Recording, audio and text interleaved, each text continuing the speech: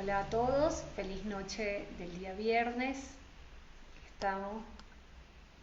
Buenas noches, ¿cómo están? Feliz noche para todos, ¿cómo están? Hoy estamos acá para realizar un live en donde vamos a hablar, tenemos un invitado especial que es el psicólogo Ernesto Rodríguez, psiquiatra Ernesto Rodríguez, que nos va a acompañar en el live de hoy. Vamos a dar tiempo. Hola, buenas noches, bienvenidos, ya se están conectando, ¿cómo están? Como todos los viernes estamos trayendo información para mejorar su estilo de vida y su salud. Mi nombre es Jenny Pérez, yo soy médico naturópata y tenemos este espacio para ayudarlos a poder entender algunos problemas de salud que puedan tener y mejorar cualquier aspecto de su estilo de vida. Hoy vamos a hablar de un tema muy importante que son los desórdenes de alimentación. Tenemos un excelente invitado, como les decía, que es el psiquiatra Ernesto Rodríguez. Es un excelente profesional, es jefe del servicio de psiquiatría del Hospital Universitario de Caracas, además director de cursos de trastorno de la conducta alimenticia. Imagínense, es un experto en el tema. Vamos a hablar con él de todo lo que son las causas y el origen psicológico de estos trastornos. O sea, vamos a hablar básicamente del trastorno de lo que es la anorexia y la bulimia, básicamente, que está afectando hoy en día cada vez más parte de la población, sobre todo la población femenina. Sabemos que estadísticamente una de cada 250 mujeres pues están padeciendo de algún trastorno de alimentación, sobre todo en el género femenino, y uno de cada 2000 hombres puede también padecer del trastornos alimenticios. Entonces tenemos al experto, vamos a esperar que el doctor Ernesto se pueda conectar. Por acá estamos en una noche bastante lluviosa, entonces bueno, vamos a tratar de que las fallas no nos perjudiquen. Vamos a darle tiempo al doctor para que se conecte. También vamos a dar algunos tips de lo que son en la parte de alguna ayuda en la parte de las flores de Bach para ayudar a tratar estos trastornos de alimentación. Como saben, las flores de Bach ayudan en la parte a mejorar los cuadros emocionales, ¿no? Me dice, está enviando una solicitud. Perfecto, vamos a ver. Ya está enviando el doctor la solicitud. Vamos a Ernesto Rodríguez, que está con nosotros en este live hoy. Vamos a esperar que se conecte. A ver.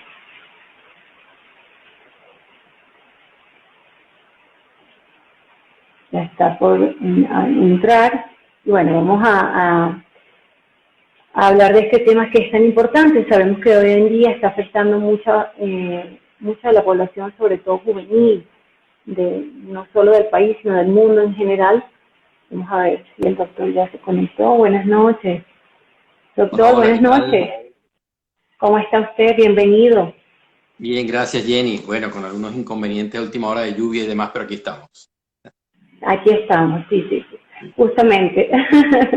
Bueno, primero que nada, doctor, quería darle la bienvenida. Está hablando un poco de toda su trayectoria, que realmente usted es experto en el tema de desórdenes alimenticios.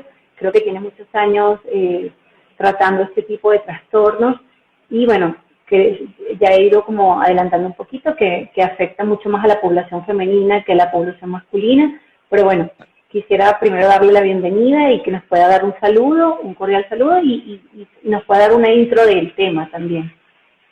De acuerdo. Bueno, como te dije, gracias, Jenny, por esta invitación. Y siempre son buenos estos espacios para, bueno, aclarar conceptos y conversar y compartir con algunos de tus seguidores, pues, estos trastornos. Para mí, en la psiquiatría, esto es uno de los trastornos más complicados. Porque Okay. a diferencia de otros trastornos, por ejemplo, ponte tú, podemos hablar de la depresión, podemos hablar de la psicosis. Bueno, hay una causa o varias causas, hay un tratamiento y el pronóstico es bueno. El problema de estos trastornos es que son multideterminados. Hay una serie de condiciones y causas que deben darse para que en una paciente, predominantemente en el sexo femenino, como tú dices, se conjuguen una serie de factores y que determinan, bueno, esta condición que es tan compleja. Estas son una serie de creencias, actitudes y comportamientos patológicos, anormales o no adecuados con respecto a la percepción de la imagen corporal, el peso y la alimentación. Fundamentalmente, ese es un concepto que engloba desde el punto de vista general los trastornos de la conducta alimentaria. Como tú ya habías un poco comentado a la introducción, fundamentalmente los que más se conocen son la anorexia y la bulimia. Sin embargo, fíjate, nosotros hoy lo abordamos. Digo nosotros porque, bueno, como tú un poco especificaste, yo tengo ya 12 años dando cursos a nivel de posgrado de formación, de ampliación de conocimiento en los trastornos de la conducta alimentaria. Cuando hablamos de nosotros un poco, bueno, no solamente el grupo de nosotros, sino a nivel también de muchos grupos, lo concebimos hoy como un espectro. Esto es un espectro que va desde la anorexia nerviosa restrictiva, o sea, la paciente que tiene distorsión de la percepción del uno, de su imagen corporal, y empieza a hacer restricciones alimentarias hasta llegar a un peso por debajo del peso fisiológico normal, o sea, de la anorexia restrictiva, hacia la obesidad mórbida. Para nosotros es todo un espectro. ¿Qué pasa? La anorexia restrictiva, la bulimia, el problema de trastornos por atracón y la obesidad. Por supuesto, cada entidad tiene sus características definidas, pero todos tienen una distorsión importante en más o menos de la percepción de la autoimagen y pues una relación con la alimentación no muy adecuada. Ok. Doctor, ¿y cuál sería, no sé, para que por lo menos las personas que puedan tener a alguien que esté cerca, que posiblemente pueda estar padeciendo y no lo sepa, cuáles serían las primeras señales de alarma que deberían estar pendientes, sobre todo los padres, ¿no? O bueno, en general los familiares. ¿Cuáles son las primeras señales, síntomas de alarma que pueden alertarnos para buscar ayuda oportunamente? Excelente. Fíjate, ok, entonces, como te dije, es un espectro, pero vamos fundamentalmente a centrarnos en anorexia y bulimia, que son como las más, no las más importantes, yo diría quizás las más complejas, estamos llamando así como las más complejas. Pero ese planteamiento es el más importante, porque fíjate, en la medida en que nosotros podamos precozmente detectar algunos síntomas de alarma y hacer un diagnóstico adecuado, de manera precoz, las complicaciones y el abordaje de alguna manera puede ser mucho más efectivo. Entonces, síntomas de alarma. Vamos a redefinir bien para los que se están conectando. Anorexia, percepción inadecuada de la autoimagen, empiezo a restringir alimentación y de alguna manera comienzo a perder peso muy por debajo del fisiológico necesario para mi salud. Bulimia, atracones de comida importantes. Un atracón de comida es, atracón ya lo dice la palabra, pero es una ingesta de comida en un tiempo corto y una cantidad sumamente grande, a diferencia de lo que cualquier persona podría ingerir en el mismo periodo de tiempo. Y bulimia estamos hablando, seguido de conductas compensatorias. Es decir, la persona siente un gran malestar al hacer esos atracones de comida y comienza con lo que se llaman las conductas compensatorias, que son vómitos autoprovocados, ejercicios en exceso, abuso de laxantes, diuréticos o de medicamentos para adelgazar. Entonces, síntomas precoces, para responder tu pregunta, de anorexia y bulimia, por ejemplo. Porque hay otra cosa aquí antes de entrar en los síntomas precoces. Esto tenemos que estar claros, y es el primer abordaje con los padres. Esto es una enfermedad, no es un capricho de la niña. No es un capricho de la niña o del adolescente o de la joven que, bueno, empieza a que te quiere ver más delgada y empieza a adelgazar, y entonces tú sabes, de alguna manera, la familia, entonces el padre empieza a decir que estos son malas crianzas, y entonces que, bueno, eso se complica todo, porque hay que enseñar a los padres de que esto es algo que escapa a las manos del adolescente, de la niña, y que es una enfermedad. Entonces, síntomas precoces, por ejemplo, la niña empieza a perder peso de manera inexplicada, empieza a no comer en familia, por ejemplo, sino que empieza a comer de una manera aislada, empieza a restringir determinados tipos de alimentos y los primeros síntomas, ¿tú sabes quién lo detecta? ¿En dónde se detectan fundamentalmente? En el colegio, en la escuela. Porque un día la niña se desmaya. O un día, Ah, de repente la niña o una amiguita empieza a ver que no se come la comida o la regala o la bota. Porque, por ejemplo, estas niñas, por la vergüenza y lo complicado de esto, empiezan también a vestirse entonces con ropa, se ponen una blusa, una camisa, un suéter, y entonces no se nota mucho la pérdida de peso, pero cuando otra amiguita la ve, o la ve o la hermanita, lo que sea, han perdido ya mucho peso, y esto no necesariamente se ha dado cuenta algún familiar. Entonces, pérdida de peso inexplicable, que la niña se obsesiona con dietas, que la niña se obsesiona con verse en el espejo y con pesarse a cada rato, se aísla, se aísla del grupo de amiguitas. En el caso de la bulimia, por ejemplo, bueno, se para rápidamente después de comer de la mesa, entonces se encierra en el baño un tiempo determinado, exagerado. También empieza a hacer empieza a manifestar muchas preocupaciones por la autoimagen, por la autopercepción de su imagen, a que preocuparse porque está gorda, pregunta mucho si está gorda o no está gorda, se compara mucho con las demás amiguitas y empieza eso a ser un tema que ocupa la mayor parte de la vida de las niñas.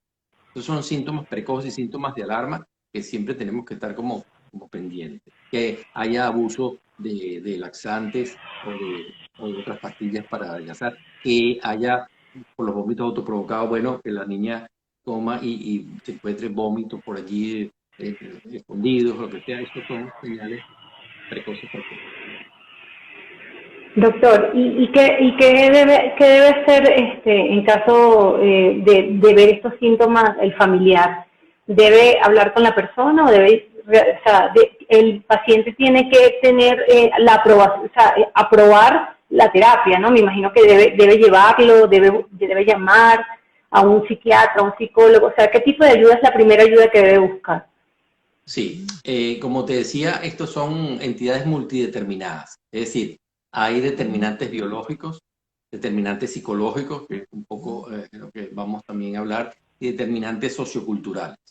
Entonces, como Okay. hay, es multideterminado estos trastornos, también el abordaje tiene que ser multidisciplinario. Y esto sí es una prédica que nosotros hacemos, pero detalladamente. Esto, digamos, ¿cuál es el profesional indicado que deben consultar? Bueno, el primero puede ser, generalmente, puede ser una nutricionista, o puede ser un Okay. psicólogo, o puede ser una psiquiatra. Inicialmente, pero digo inicialmente en un segundo paso, porque lo primero es tener conciencia, repito, de que esto es una enfermedad.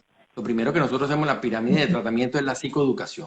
Mire, esto no es que la niña le dio por ahí, que la niña es una malcriada, que la niña es una coqueta, que la niña es esto, aquello. No, esto es una enfermedad, una condición que escapa realmente de las manos de la paciente. Le produce mucha angustia, le produce mucho sufrimiento, y esto, tal como enfermedad que es, o condición, enfermedad, para que los padres lo entiendan a veces mejor, pues debe consultarse con un especialista. El equipo fundamental básico es nutricionista, psiquiatra, psicólogo e internista o pediatra de acuerdo de la edad de la niña. Entonces, ¿a quién deben consultar? Generalmente siempre consultan o al pediatra o al internista. ¿Por qué? Porque empiezan a verse los signos de la desnutrición. Un signo muy específico de las niñas es que se le desaparece la menstruación o no le viene la menarquia por primera vez la menstruación. Entonces puede ser la ginecóloga o la ginecóloga pediatra que consulten por primera vez. Y aquí hay un trabajo importante que hemos venido haciendo también, que es la concientización por parte del equipo de salud de estos trastornos. Porque generalmente cuando una pediatra o una ginecóloga, un ginecólogo o un pediatra o un internista detectan uno de estos, lo llevan por uno de estos síntomas, por falta de la menstruación o porque la niña perdió el conocimiento, se desmayó, tiene mareo, entonces se quedan en lo puntual, viendo el tratamiento, no encuentran mayor cosa en los exámenes y no hacen el diagnóstico a tiempo. Entonces, una vez que se consulta a este primer eslabón del equipo de salud, debe constituirse el equipo, como te digo, nutricionista, pediatra o internista, psicólogo y psiquiatra. Muy bien, doctor. Doctor, y es importante saber, ¿desde qué edad pueden comenzar a tener un niño este tipo de enfermedad? O sea, ¿desde qué edad la manifiesta? Sí. El pico fundamental es en la adolescencia, porque aquí entramos un poco en la parte psicológica, entonces, ya podemos tener una predisposición biológica, una predisposición familiar, unos determinantes socioculturales, aquí hay una cultura complicada en cuanto a eso de la belleza y el éxito, y ocurre un disparador, que son los factores precipitantes. Uno de los principales factores precipitantes, particularmente en la niña, es el desarrollo. Entonces, hay un pico muy importante entre los 12 y los 14 años. Pero sin embargo, a nivel mundial, y nosotros lo estamos apreciando, se ven cada vez manifestaciones típicas de los criterios de anorexia, más anorexia que bulimia, en niñas menores, es decir, 7, 8, 9 y 10 años. Entonces, pero el pico fundamental es en la adolescencia porque hay una serie de cambios morfológicos y que, como te digo, si hay los determinantes biológicos, familiares, socioculturales, todo ese cambio que se da a nivel de la pubertad, de la adolescencia, la niña se le hace muy difícil manejar y cuando hay una autopercepción distorsionada de su imagen y en la adolescencia eso hace eclosión, hace explosión, entonces ahí hay un pico muy importante de prevalencia, de incidencia, la adolescencia. Pero vemos en menores, 7, 8, 10 años, también síntomas y criterios completos. Y hay otro pico que viene por allí entre los 18 y 23 años, hay otro pico ahí de incidencia. Fundamentalmente son los dos picos de incidencia en cuanto a la edad. Ok, doctor. Doctor, ¿cuál es la causa, digamos que psicológica, porque quería que hablara un poco de esto, ¿no? Sí. Sé que si es el entorno familiar, o sea, porque yo he visto, o sea, en mi consulta he tenido algunas personas que son, sobre todo o sea, le digo por los pacientes que yo he tenido, se han manifestado sobre todo por el tema de la mamá, que juzga mucho digamos que la contextura corporal del hijo del paciente, o sea, básicamente es como que una crítica constante que hace que esto vaya generándose. Pero no sé si hay otros factores también psicológicos que lo hagan más susceptible a este tipo de enfermedades, ¿no? Bueno, y ahí es lo que yo te digo que empieza lo complejo de esto. Ahí es que Sí. esto empieza. Porque fíjate, yo digo lo siguiente, ¿qué se necesita para sobrevivir cuando uno nace? Se necesitan dos cosas, respirar y alimentar. Entonces, cuando de verdad, bueno, una niña decide o llega al tema en que por verme gorda, además distorsionadamente, porque estoy muy delgada, dejo de comer. Entonces, tú empiezas a ver aquí, bueno, el conflicto a nivel mental aquí es bien atrás, ¿no? El conflicto aquí es bien complicado porque es una cosa vital. Es en la relación con la comida que realmente hay niñas que tienen a la comida como un veneno. O sea, empiezan a disminuir carbohidratos, empiezan a disminuir las grasas, empiezan a hacer prácticamente casi ideas cuasi delirantes en cuanto a ciertos tipos de alimentación. Y bueno, y ahí se viene esto, entonces a una pérdida de peso que ya se escapa de las manos, de la salud. Y hay niñas que yo lo defino esto como una fobia a la comida, una verdadera fobia a la comida. Entonces, claro, cuando tú dices eso, mira, psicodinámicamente, sí, indudablemente que, pero para todo también, lo que pasa es que hay que hablar a favor de las madres también, pero en la relación con la madre, Claro, pues, claro. que ahí empezamos a ver, como todo, también lo bueno y lo malo, todas las madres hacen lo mejor del mundo, la educación, todos lo hacemos así, los padres, pero de alguna manera, claro, siempre, y esto es una cosa que nosotros tratamos de intervenir precozmente por varias cosas, siempre hay que intervenir en el núcleo familiar, porque generalmente esto sucede en núcleos familiares muy disfuncionales. Entonces, como tú dices, bueno, esta es la relación con la madre. Sí, indudablemente son familias donde le dan gran importancia al peso y a la figura. Entonces tú de repente, bueno, Okay. empiezas a ver una niña con problema de anorexia y ves que la mamá en su juventud, incluso ahora, es una persona muy preocupada por su físico, por la cuestión de las dietas. Esta niña a lo mejor en su infancia tuvo unos kilitos de más, porque bueno, una niña que le gusta comer y entonces eso es una tragedia familiar, porque bueno, como va a estar gorda no puede ser, porque es un poco también la madre como que reflejándose en algo que ella rechaza y a lo mejor no conscientemente, pero inconscientemente le empieza a transmitir a la niña una serie de ideas muy fatales con respecto al sobrepeso. Entonces ya se empiezan ahí a generar angustias exageradas con respecto a un pequeño sobrepeso. Sigue esta niña su crecimiento, entonces imagínate, estos son como la historia natural, ¿no? Entonces llega y entonces empieza a tener un noviecito, y entonces un día el noviecito se le dice, bueno, que está gordita. Entonces ya esta niña que viene con eso, el noviecito le dice que está gordita, entonces empieza a desarrollar una cuestión obsesiva muy complicada en función de el peso y la figura. Entonces empiezan, bueno, estamos haciendo como la historia natural de una paciente así, típica entre comillas. Entonces, por esta angustia que ya viene de atrás, y el noviecito, en la adolescencia, entonces empieza a hacer una dieta que por allí vio en una revista.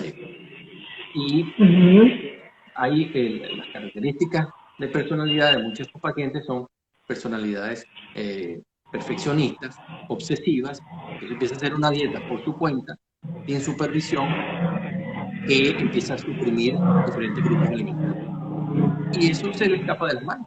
Y ahí se le escapa de las manos. Y llega un momento ya, desde el punto de vista fisiopatológico, bueno, empiezan a haber ausencia de nutrientes muy importantes. Y entonces incluso ya desde el punto de vista biológico se empieza a complicar todo. Porque yo siempre digo que el organismo es un sistema sumamente complejo y con un mecanismo de compensación muy eficaces. Pero entonces también empieza a ahorrar. Entonces se le empieza a quitar nutrientes de diferente tipo, entonces el organismo empieza a ahorrar. Lo primero que ahorra es la menstruación. ¿Por qué? Bueno, porque es una función costosa. Ahí hay plasma, glóbulos, células, líquidos, no sé qué. Entonces ahorramos en eso. Y entonces es un organismo que se pone en emergencia. Un organismo que se pone en emergencia, entonces empieza desde el punto de vista neurobiológico a predominar el cortisol y la norepinefrina, y ahí nos vamos por el tema biológico. Después nos vamos por el tema familiar y el tema psicológico de las relaciones familiares, de la familia disfuncional, y terminamos también por el tema social. Entonces condena o se pone todo el éxito y la belleza en la delgadez, en la figura, y no el ser humano integral, como que, bueno, el peso y el cuerpo es parte. El ser humano es mucho más complejo que eso. Entonces, y estos tres factores y allí conjugándose, el biológico, el familiar, el psicológico y el sociocultural, eso se junta, y por eso que digo que estos son trastornos sumamente complejos, porque todo eso está en juego. Correcto. Doctor, y la familia también, la familia cercana, también tiene que tener terapia también, o sea, en estos casos. Sí, fíjate, pongo siempre este ejemplo, porque no es lo usual. Y otro punto de esto es que, bueno, entonces fíjate, ya estamos por nutricionistas, estamos por psiquiatra, psicólogo, estamos por internista o pediatra, y entonces, bueno, por terapia de familia. Entonces, bueno, sí, tiene que ser un equipo bien conformado. Precozmente, nosotros sí promulgamos la intervención familiar. ¿Por qué? Porque te voy a poner este ejemplo simplemente. Bueno, una niña de 12 años que, bueno, está más o menos delgada y que de repente empieza a decir que está gorda. Y ven que la niña está perdiendo peso, vemos que la niña se le prende la menstruación, está cada vez más delgada y se sienta en la mesa a comer con su padre, su madre y un hermanito, ponle tú, diciendo que ella puede comer porque está delgada, y se convierte la hora de la comida en una tragedia. Eso para una familia es muy complicado. ¿Cómo entendemos eso? ¿Cómo entendemos eso? Entonces, nosotros promulgamos la intervención familiar de entrada, así sea por simplemente el hecho de psicoeducación. Vamos a ver qué es lo que está pasando aquí. Mire, no es culpa de la niña, no es un capricho de la niña. Porque, ¿qué te preguntan? Bueno, pero ¿cómo hacemos? ¿La obligamos a comer o la dejamos que se muera de hambre? Entonces, ahí es que uno tiene que empezar a hablar con los padres, decir que ni uno ni otro, sino es una cuestión que hay que ir tratando en conjunto, acompañando a la niña, comprendiendo lo que hay un sufrimiento importante. Entonces, vamos detectando funcionalismo familiar, perfiles psicológicos de la niña y todos estos elementos que hay que abordar, porque si no, no se hace un buen abordaje. Si eso lo podemos hacer así, todo eso abordaje es perfecto. Pero si no, bueno, el que mayor puede ayudar se va trabajando primero con el que la niña pues más enganche y más se puede ayudar. Muchas veces el psicólogo o la psicóloga es el que tiene la mayor parte de trabajo con la niña, la misma nutricionista a veces, pero si trabajamos en equipo, asesoramos todo, por ejemplo, al nutricionista o al psicólogo o al psiquiatra, y lo importante es que haya un equipo, que así no vea a todos, a la familia de la niña, por lo menos asesore al personal de salud que más está en contacto y en tratamiento con la paciente. Doctor, ¿y cuánto tiempo puede llevar el tratamiento para sanar digamos que la anorexia y la bulimia en estos casos, ¿no? Esta es la pregunta más difícil de responder y que menos le gusta a los padres. Por eso es que tú me la haces, porque esto es muy importante. Yo he tenido padres que me dicen, bueno, doctor, yo vengo aquí para que usted me le dé a mi hija la pastilla para la anorexia. Si yo la tuviera o si fuera una cosa, una pastilla buenísima. Mira, el tratamiento mínimo tiene que ser por 2 años. Antes de 5 años, con la paciente realmente compensada en un peso fisiológico, donde le venga la menstruación, donde la alimentación sea balanceada, adecuada, donde no haya ninguna alteración desde el punto de vista psicológico, psiquiátrica grave, antes de 5 años no se puede hablar que esto esté controlado. A nosotros no nos gusta decir que esto se cura, pero sí se controla. 50% de los pacientes se controlan en el primer abordaje. Después el otro 50%, hay un 30% que tiene recaídas y momentos de acaña y de recaída, y hay un 20% por allí que, bueno, siempre van a tener algún tipo de manifestación de estos trastornos y el curso ecológico no es tan bueno. Los 50%, sí. Al cabo de 2 años, lo mínimo, en el transcurso de 5 años, ya sí, ha estado controlado, nosotros podemos decir que está controlado por tiempo prolongado, por vida. Qué bueno, doctor. Son condiciones para nosotros crónicas. ¿Okay? Total, sí, yo lo he visto básicamente en los pacientes. Tengo ya pacientes que padecieron de este tipo de espectros desde pequeñas y actualmente son ya mujeres y tienen condiciones digestivas, con trastornos digestivos, no quieren comer, todavía tienen, aunque no ya superaron esta etapa, tienen dificultad todavía para relacionarse con la alimentación, una dificultad bastante notable, ¿no?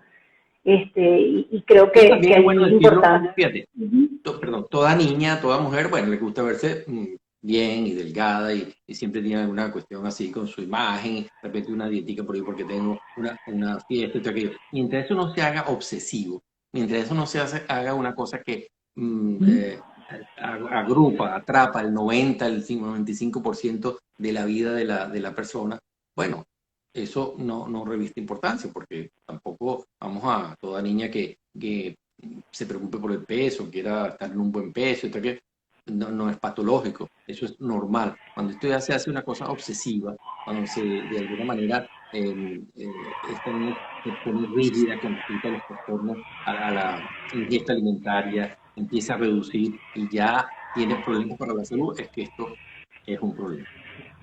Son niñas muy inteligentes, son niñas muy competitivas, son niñas que, bueno, un laude y summa cum laude en primera en los colegios, son sumamente artistas, son niñas muy sensibles, como características, digamos, anecdóticas. Realmente son gente de muy alto nivel intelectual y muy inteligente. Ok, doctor, y en el caso de los varones también se suele manifestar igual, o sea, en el caso de los varones.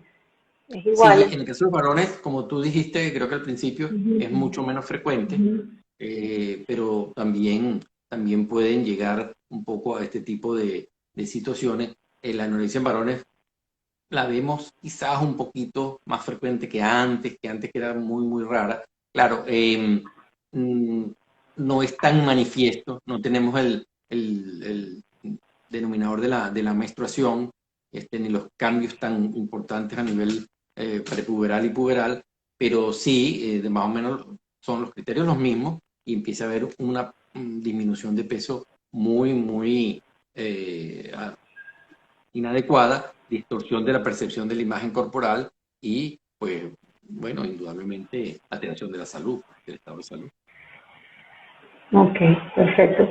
Doctor, ¿cuáles son los factores sociales que son mucho más determinantes para este tipo de enfermedad? En cuanto a la parte social. Sí, de la parte social, yo lo digo en una frase muy válida. Nosotros no nos saludamos, nosotros nos pesamos. Nosotros nos pensamos, hola Jenny, ¿cómo estás? Mira, estás más delgada. Oye, qué bien te ves, Jenny, estás más delgada. Hola Jenny, ¿cómo estás? Uy, mira, estás un poquito más gordita, ¿qué te pasa? Nosotros, entonces, ya eso es un estigma, es una cuestión muy pesada, muy complicada, porque entonces, de alguna manera, eso está determinando que, bueno, si yo estoy delgada, no estoy delgado, estoy gordo, estoy flaco. En el tema del sobrepeso y la obesidad, una de las cosas que en los niños obesos más problemas tiene es el bullying. El niño gordito es el objeto de la burla y del bullying, de la echadera de bromas en el colegio. Entonces, todo lo que ve los medios de comunicación, lo que nos bombardean también, son las modelos triunfantes y bonitas y que tienen todo en la vida, que son las más delgadas, las de los mejores cuerpos. Entonces, eso es una carga, una presión muy complicada, indudablemente ejerce una influencia, bueno, en las niñas de nuestro momento, pues, Claro. ¿no? Doctor, ¿puede haber algo que el padre pueda, o sea, porque sé que hay un estereotipo del cuerpo de la mujer creado socialmente muy, digamos que muy marcado en la sociedad, ¿no? Muy Y marcado. que pueden hablar, sí, excesivamente marcado y que nos ha hecho mucho daño, ¿no? Yo Sí. pienso que, o sea, ¿qué pueden hacer los padres para orientar a sus hijos, sobre todo si tienen sobrepeso? O sea, ¿cuál sería el apoyo que puede brindar el padre a nivel de apoyo psicológico, diario, a un niño que tiene sobrepeso? Porque es eso, puede estar enfrentándose a bullying, puede estar enfrentándose ya a muchos complejos propios. O sea, ¿cómo lo puede abordar el padre? ¿Cuáles serían algunas recomendaciones que el padre puede tener con su Sí. hijo, no? Lo principal es que ese padre o esa madre o ese núcleo familiar no tenga el problema también de que todos giramos en función de la figura y el peso. Es decir, que Mm, en la casa no sea una condena el tener algún sobrepeso, el que ninguno de los padres tenga, digamos, no uno de estos problemas como tal, pero sí como que todos giramos en torno al peso y a la figura, y entonces si está con un sobrepeso no te quiero, casi que se interpreta así, porque bueno, los padres más sanos, como deben hacer, es, por supuesto, transmitirle a los hijos lo que es la realidad. La salud y la belleza es mucho más importante que el peso. Bueno, no tener sobrepeso no es lo más sano. Bueno, eso puede servir que hagamos actividades físicas juntos, que comamos más sano, pero que sea una cosa que todos en la familia lo vamos a hacer, pero no porque tú eres el gordito, porque tú eres la gordita, porque tú así no es, porque tu mamá tiene también una obsesión con la cosa de las dietas y el ejercicio. Entonces, allí ya uno empieza a ver que no es tan fácil. Pero consejo para los padres es que, repito, la salud y la belleza es mucho más integral, mucho más compleja que solamente el peso y la figura. Y que si queremos ayudar a algún hijo nuestro que tenga uno de estos problemas desde el punto de vista de lo más básico en la casa, es tener claro que, primero, si hay un problema de esto, bueno, es algo que necesita ayuda. Pero si no, en lo cotidiano, en lo normal, bueno, vamos a tener todos un estilo de vida más sano, donde esto no sea una obsesión, pero que sí un peso adecuado, una alimentación adecuada, una actividad física placentera, adecuada, que se pueda compartir incluso en familia, sin que eso nos obsesione y nos angustie y nos determina el sufrimiento en la vida, pues sea algo que se pueda compartir en familia también. Y ok. aceptar a las personas tal como son. Somos mucho más que eso. La aceptación, ¿no, doctor? La aceptación del cuerpo La y aceptación, entender, claro, claro. claro, la aceptación. Y que, Sí. fíjate, porque ¿cuál es lo que uno al final quiere? Que se reedite la relación con el alimento y con la figura y con el cuerpo, que se reedite más sanamente. Es la prevalencia de autolesiones en estas niñas, sobre todo con la bulimia o con la anorexia compulsiva purgativa. La prevalencia de autolesiones en su cuerpo es muy grande. Y tú ves, parte del abordaje también es que se haga una reedición, que se haga una reconciliación, vamos a llamarlo así, con el alimento, con los nutrientes, con tu imagen, con tu cuerpo, y que sea una relación mucho más sana, mucho más de cuidado.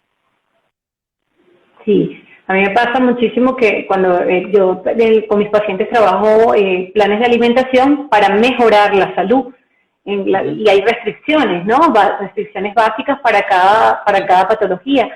Pero en el caso de las personas que vienen con desórdenes alimenticios, casi que me piden, quíteme el dulce, quíteme el carbohidrato, y yo hago todo lo contrario, o sea, no tiene restricción, no, porque creo que están buscando a alguien que le diga, que le refuerce, y justamente me pasó recién, y le dije, no, o sea, vas a poder comer lo que quieras, no va por allí, porque ya viene sobre una limitación propia, ¿no? Sobre todo la limitante que tiene, ¿no? Entonces, me pareció muy curioso porque eso no se puede abordar desde allí, desde limitar, o sea, creo que es eso, es reconciliarse con el alimento y que no lo vean como un enemigo, ¿no, doctor? Y bueno, allí para mí es muy importante, por lo menos en la parte homeopática, lo que son las flores de Bach, que ayudan, no sé si las conoce, que ayudan mucho en la parte emocional un poco, que son las esencias florales. Sí, okay. Sí, en ese caso hay esencias florales que ayudan un poco a manejar algunas emociones, ¿no? O sea, como el principio de la homeopatía, ¿no? Y bueno, hay una que es muy buena, que es la Crab Apple, que es una que te ayuda a mejorar tu aceptación, o sea, y tu estado obsesivo por el peso. Entonces, bueno, es como para decirle que también pueden orientarse, o sea, toda la ayuda que usted nos ha indicado, y pueden también apoyarse quizás en algunas cosas que pueden ayudar de forma natural a mejorar este tipo de enfermedad, ¿no? También. Y ese tipo de relación, con la comida, con tu propia imagen, con tu cuerpo. ¿Sabes? Correcto, doctor. Bueno, doctor, estamos ya casi por terminar. Yo de verdad contenta, no sé. Pasó rápido el tiempo. Me gustaría... Sí, pasó bastante rápido, muy rápido diría yo. Sí, bueno, pero todavía nos queda tiempo para que usted nos dé un cierre, o sea, nos explique bien cuál sería el tratamiento que se le da a un paciente, o sea, cómo debe abordarse el tratamiento y el carácter de importancia que tiene, ¿no? O sea, para hacer un cierre como sobre todo esta parte de desórdenes alimenticios, ¿no? Las consecuencias que pueden llegar a tener si no se abordan, ¿no? Sí. Bueno, vamos a empezar por las consecuencias y después por el tratamiento. Las consecuencias indudablemente en la anorexia son las consecuencias propias de la desnutrición, de problemas cardiovasculares, cardiopulmonares. El corazón es un músculo y le empezamos a quitar nutrientes a todos los músculos, pues el corazón mismo es un músculo, puede haber arritmias, puede haber desequilibrio hidroelectrolítico, todas las complicaciones propias de la desnutrición, se suspende la menstruación, etcétera, etcétera. En el caso de la bulimia, bueno, problemas de gastroesofágico por el reflujo, por el constante provocación de los vómitos, desequilibrio electrolítico por el uso y abuso de diuréticos y laxantes, problemas gastrointestinales, sangrado incluso por vómitos en exceso, de manera que las complicaciones médicas son más o menos importantes, las complicaciones psiquiátricas, la comorbilidad psiquiátrica, ansiedad, depresión, adicciones. Yo digo, la anorexia es como una fobia a los alimentos y la bulimia es como una adicción a la comida, lo cual no soporta y tienes que tener las conductas compensatorias. Entonces, en bulimia, las adicciones a alcohol, drogas, es frecuente también. Y el tratamiento, nosotros como causas multideterminadas, pues indudablemente multidisciplinario. Pero tenemos más o menos una pirámide que no es así como tan paso por paso, pero que bueno, da la idea. Lo primero es la parte psicoeducativa. Crear conciencia de que esto es una enfermedad. Definitivamente es así. Una vez que se crea conciencia de enfermedad es más fácil el abordaje. Entonces después seguimos, y eso lo hacen las personas que hacen terapia cognitivo-conductual, con la parte de las distorsiones cognitivas, o que son perceptivas, la autoimagen, la percepción de la autoimagen, las cogniciones del todo nada. Si yo me como una galleta, engordo todo. Si yo no como nada, entonces, bueno, adelgazo todo. Esas percepciones del todo nada son bien complicadas en esta paciente y se trabaja a nivel cognitivo, sobre todo, pues con eso, con esta situación de las distorsiones, las distorsiones perceptivas, tanto de mi cuerpo como de la comida. Entonces, todas esas distorsiones y estas condiciones se trabajan. El abordaje de la terapia familiar, si se puede, pues mucho mejor. Y después, si esto se sigue avanzando, pues tenemos también ya la psicoterapia un poquito más de análisis, la psicoterapia de orientación psicodinámica, sí, pues se puede llegar, digamos, no solo quedarnos en el síntoma de cómo hacer para que la niña no empiece a comer o que no tenga las purgas o los vómitos, y podemos avanzar un poquito más allá al síntoma, ir al conflicto, bueno, ya un poquito más en psicología, un poquito más de análisis profunda, pues un poco el conflicto a nivel con las figuras parentales, etcétera, etcétera. Terapia familiar, como te dije, bueno, y hay cualquier otra tipo de técnicas de relajación, de mindfulness, de mindful eating, la atención en la comida, las flores de Bach, homeopatía, todo eso, sí funciona perfecto en un equipo, pero que sea en un equipo médico. Son muchachos que, como digo, tienen un trastorno, esto no es el capricho, sufren y como causas como patogenia multideterminada, el tratamiento tiene que ser en un equipo multidisciplinario y que se comunique entre sí para todos aportar su conocimiento en el alivio de estos problemas. Qué bueno, doctor. Bueno, doctor, de verdad agradecida por toda la información que nos acaba de dar. De verdad, muchísimas gracias por acompañarnos hoy. Hay bastantes personas conectadas. Creo que, bueno, no vi preguntas, creo que quedó muy claro el tema. Quizás porque también es un tema bastante, quizás más personalizado, ¿no? También Sí. el abordaje, ¿no? Es totalmente personalizado y bueno, ya usted dio como las directrices, líneas generales de cómo abordarlo, ¿no? Totalmente agradecida por su intervención y bueno, esperando que en algún otro momento, bueno, ahí están dando las gracias todas las personas. Bueno, gracias por seguirnos. Y bueno, sí, gracias. Bueno, gracias por conectarse, doctor, gracias, espero que en otro momento nos pueda acompañar, de verdad un gusto por haber tenido la oportunidad de acompañarnos en este espacio y bueno, quería finalizar diciéndoles que, bueno, que la nutrición es importante, pero es más importante nutrirnos que preocuparnos tanto, porque yo siempre suelo darles el valor nutricional de los alimentos, pero en estos casos es mejor no tomarlo como una obsesión, sino entender que el cuerpo tiene que estar nutrido, ¿no, doctor? Y que necesitamos el alimento para la vida, ¿no? Entonces, ya cuando se nos escapa de las manos... El cuerpo, la mente y el alma, todo tiene que estar bien nutrido. Todo. Total, doctor.